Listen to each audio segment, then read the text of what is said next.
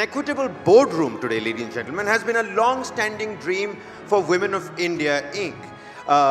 Now, India was the pioneer developing nation to implement quotas for the female board representation back in 2013, with a mandatory at least one woman independent director at top 1,000 listed entities. The concerted attempts bore fruit. And today, at least 1 out of 5 people holding a position on boards is a woman. The regulatory push has increased women's participation in Indian corporate boardrooms like never before. But there is a still very significant room for improvement. How do we go beyond tokenism and ensure that women are actually heard? The motherhood penalty is minimized and women are taken back into the workforce. Important questions. But a lot more that still needs to be done. And before we do that, let's take a look.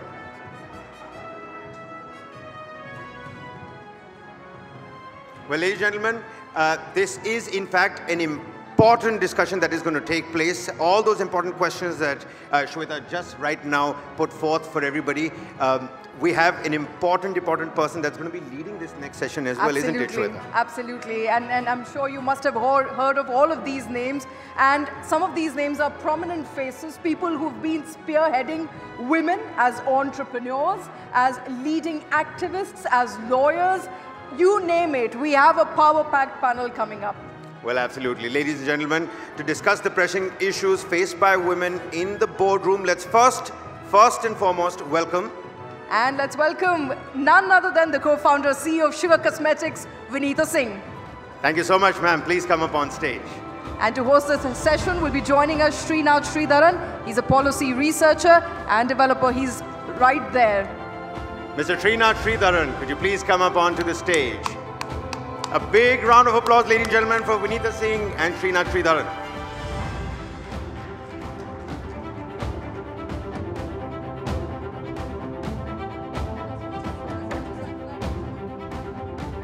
Yours. Hi, good afternoon. So, Vinita, I want to come to you on this question about equitable boards. And it's not about gender lens alone. Equitable doesn't mean gender alone.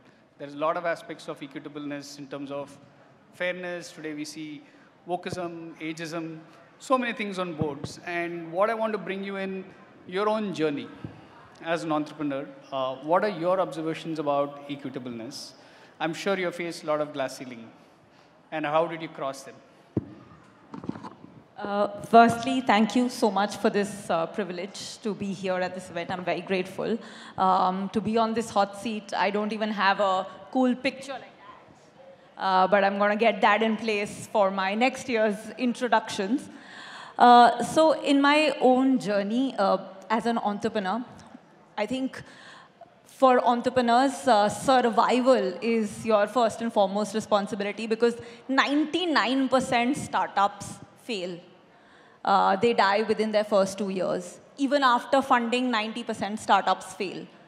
And so somewhere in the journey of surviving and just hanging on, because the #1 responsibility of a founder is actually to keep their company afloat. In that journey of surviving to building a large business, at some point you have to figure out corporate governance, having an equitable board. And I think we're on that journey, and it's very important because there is now enough data. I mean, there have been Fortune 500 companies observed over a period of time where participation of women at the CXO level and in boards leads to, on average, more profits. And there's data there. In a country like India, where less than 20% participation of women in workforce, there is an $800 billion GDP impact at stake if you're not able to move this number by another 10%. So I think there is a logical requirement of more equitable organizations from top to bottom. At the bottom now, at the entry level, we are seeing 33% participation, but like the anchor mentioned, there is the whole 25 to 40 years, which is a grave for women's careers where we get dropped off. And at the top, it's just about 5%. And I think that's what we need to solve for, because if we don't solve for it, it is going to be expensive for the economy and for the profits of the organization. And I think a person can make a big difference. If I talk about sugar, in an organization of 4,000, we have 3,000 women. That's about 75% participation of women in workforce. If I talk about my own investments in Shark Tank, more than 50% of the capital invested by me on Shark Tank has gone to organizations, companies, which have at least one woman founder. And I think just starting that flywheel, you can, if you put some women in decision-making positions, there is the ability to start making organizations more equitable. Because if you look at the funding gap, less than 2% of the capital globally goes to women-led companies. Now, as opposed to that, in Shark Tank, you have about more than 40% representation of women founders, which is leading to some investors like me putting 50% of our capital in women. And I think that's just the beginning, but we just have to do the best that we can. Sure. Staying on Shark Tank, yeah. Is it only the idea? Is it the promoter? Or is there concept of around their ethics and integrity towards board governance? What makes you sign that check? Yeah. So actually, idea is the least important, because what really matters is not idea. Ideas are a dime a dozen. What matters is execution, and for that, the founder is very important. So I think the only thing we are gauging in the limited time that we have, and people don't believe that, you know, we are actually clueless about what is the next pitch going to be, but we are. I mean, we just have those few minutes to make that decision. And the only bet that you're taking at that point of time is on the jockey. Basically, the person who's driving that business, the founder. And you do have to take, you cannot figure out corporate governance and integrity in those few minutes, but that intellectual honesty of owning up. Is the founder honestly owning up to their failures and talking about them openly and has some learnings from them? Is the founder trying to sugarcoat all the gaps in their story by trying to gloss over them, push them under the carpet, or are they being honest, saying, this is my weakness, this is what I need to learn? And that can help you predict whether there will be eventual integrity, corporate governance. So I think idea is the least important. Product is very less important. What is most important is the founder. Because at the end of the day, including sugar, was born out of a business that started off as an e-commerce subscription, but evolved into a makeup brand. And pivots and evolution happen in a startup's journey. It's very important that you have like an honest founder who's like a learning machine, constantly reading the market and iterating their business accordingly. Sure. I mean, we were speaking before the panel about how boards are becoming refreshingly different and with ability to have candid conversations in younger organizations as yours. I mean, give me some context and color of one of the, if I say corporate governance to the old school professionals, it'll sound very boring, fuddy-duddy, and almost like old boys network. But in the startup world, there is also a fear now saying, will innovation come at the cost of compliance? And I'm not taking any names here. How do you balance this? Yeah, so I think, you know, in my experience, the thumb rule is that you are struggling for survival in the first 0 to 100 journey, which is, say, 100 employees. After that, you are responsible for the families and the lives and the careers of those 100 people. And you don't have an option not to be compliant, not to prioritize corporate governance. And that, wow, explosive. And that switch happens in that journey. And a lot of founders, if you wait, a lot of companies wait, I will do this at the time of IPO, I will build a board. Before my IPO, I will start putting ESG in place. I'll start thinking of diversity just before the listing.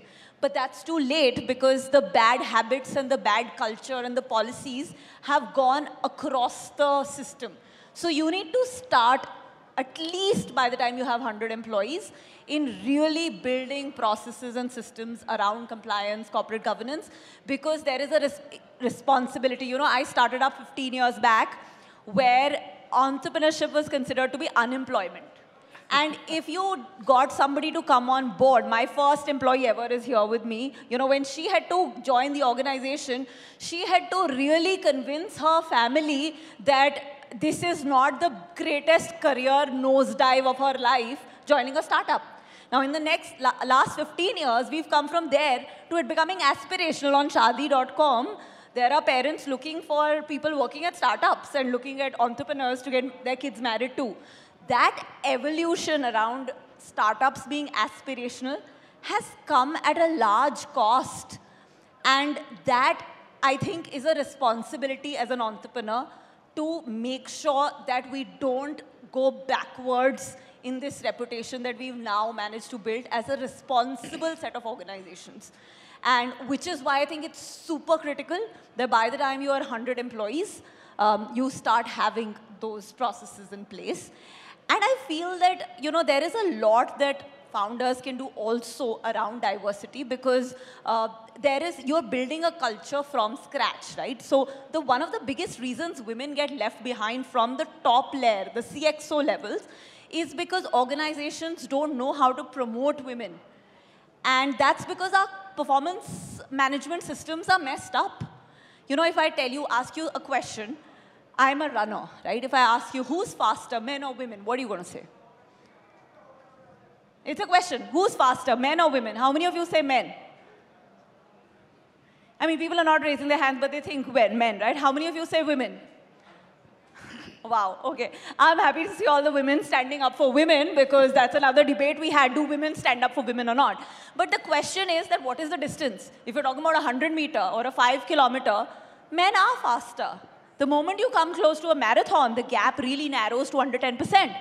And then you talk about more than 100 kilometers, women are faster, you know, because there is resilience, there's grit. Mothers are the fastest in ultra marathons, the 200 kilometers and above. So it's all about the context, right? The moment your performance management systems have assertiveness and networking as like the top 2 criteria, women will get left behind. Now, startups have the ability to rethink these performance management criteria and say, what is it that we can do to have women getting treated fairly in this performance review system so that they have a chance to come up to that CXO level, because women do make great leaders, not in the traditional definition of leadership, which was an alpha, which is about, you know, being a genius, authoritative leader, but they bring in the vulnerability, they bring the humility, which Ayushman was talking about.